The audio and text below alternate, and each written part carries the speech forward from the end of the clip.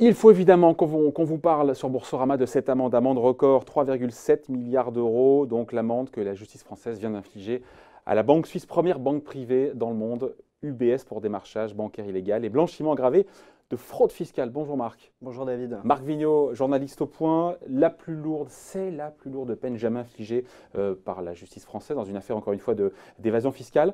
On a le sentiment comme que, là encore, il y a de la politique derrière tout ça. C'est un vrai signal quand même que la France envoie au reste du monde. On se croirait aux États-Unis qui nous avaient foutu une amende de plus de 8 milliards d'euros. Avant, historiquement, les amendes que la France a pu infliger, je crois, à HSBC, c'était 10 fois moins. On était en centaines de millions d'euros. Là, on est en milliards d'euros. Oui, oui. Bah, ça montre que le contexte politique, la pression de l'opinion publique a joué.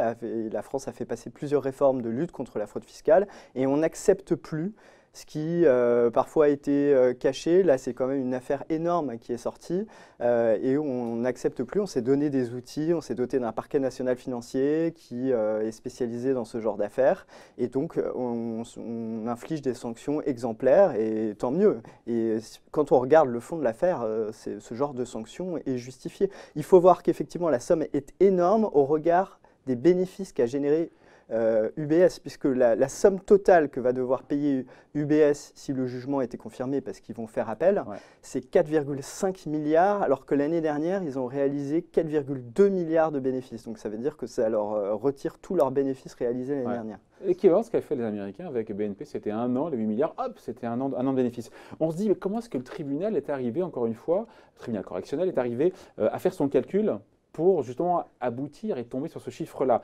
3,7 milliards d'amende, 800 millions de dommages et intérêts, donc facture quasiment 4,5 milliards d'euros.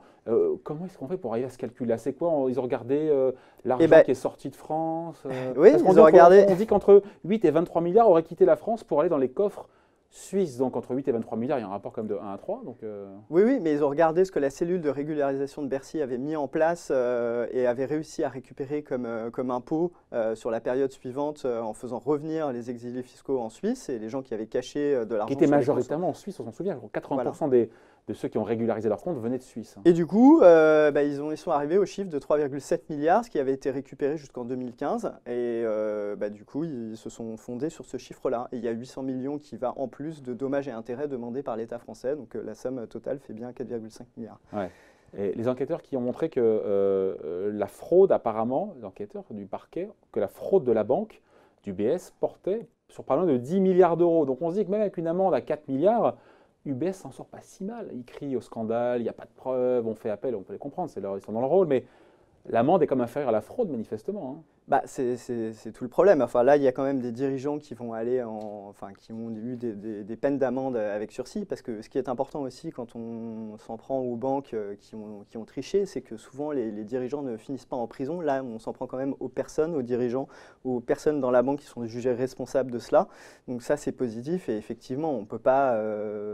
Les montants ne seront jamais à la hauteur, sinon on risque de faire s'effondrer une banque. Donc il faut raison garder. Il faut taper au portefeuille sans aller trop loin. Voilà, on ne peut pas exactement aller trop loin. Après, le détail du calcul et jusqu'où on peut aller, il y a des règles assez compliquées, mais il ne faut pas non plus menacer la stabilité d'une banque qui doit conserver des coussins réglementaires, de l'argent en réserve par rapport à tous ses engagements de prêts, etc. On est d'accord, Marc, à l'échelle mondiale, cette amende, c'est quelque chose de colossal ou ça reste modéré, encore une fois, quand on regarde les grosses amendes qui ont pu être infligées à d'autres banques? Non, mais c'est proportionné à l'affaire.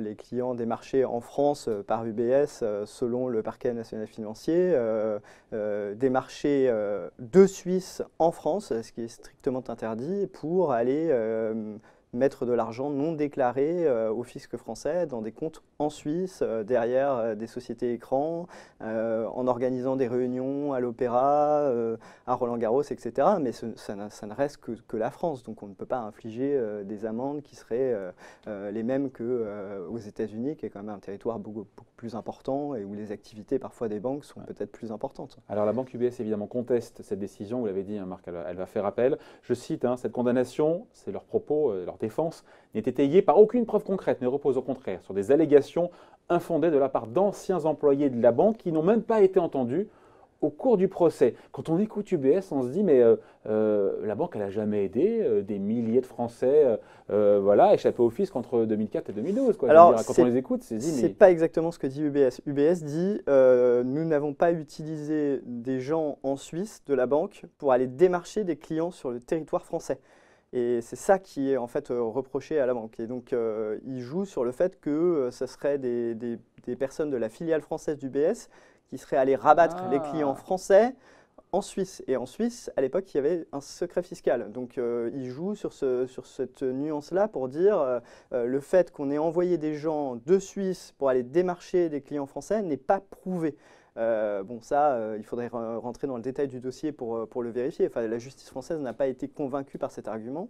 Ils vont faire appel, dont acte. Et donc, pour l'instant, l'argent ne sera pas touché par l'État français. Il va falloir attendre un petit peu la décision en appel. Ouais. D'ailleurs, cet argent, il va où? Il a supposé qu'il soit confirmé en appel. Eh ben, il va entièrement alimenter les caisses de l'État, ce qui serait une manne quand même considérable même à l'échelle des finances publiques. C'est Hein. clair. Ça rapporterait une année, un peu moins de ce qu'a coûté la suppression de l'ISF et l'instauration de la flat tax, hein, pour relier au sujet précédent. Avec Alain Lambert, l'ancien ministre du Budget. On finit là-dessus?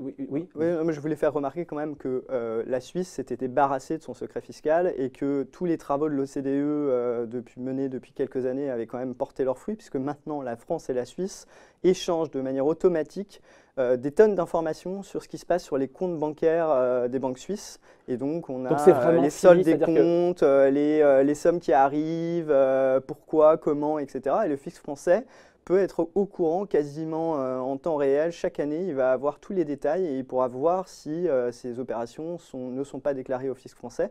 C'est un défi pour le fisc de se doter d'outils pour traiter toutes ces données qui sont échangées avec plus d'une centaine de pays dans le monde. Mais ce qui s'est passé en Suisse il y a quelques années est difficilement reproductible aujourd'hui dans des tas de pays du monde. Donc la lutte contre la fraude fiscale avance. C'est ça en fait. C'est là qu'au-delà de cette affaire, de ce scandale, on se dit que depuis cette révélation, depuis beaucoup de choses ont été entreprises et cette lutte contre la fraude fiscale s'est largement renforcée. Oui. Il y a toujours des pratiques douteuses, mais il faut aller encore plus loin dans des trous noirs de la finance.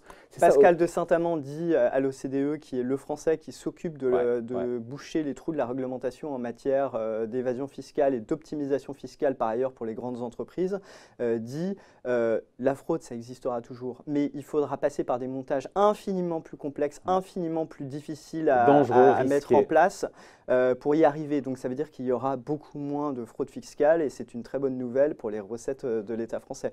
Donc, à travers cette amende, les contribuables, les Français, peuvent quand même se dire, si on veut être positif, que les sujets avancent, même si c'est à bas bruit, même si c'est des sujets très techniques et qu'on ne maîtrise pas toujours. Il y a quand même là ce chiffre assez spectaculaire de 4,5 milliards.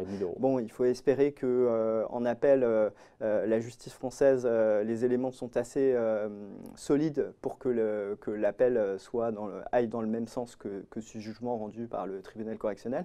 Mais voilà, la lutte contre la fraude fiscale avance et ça, il faut le dire. Et comme sur le dossier de l'optimisation fiscale des multinationales, il y a en ce moment des avancées. Ouais. C'est encore autre chose. Là, il y a évasion fiscale, il y a évasion fiscale et optimisation.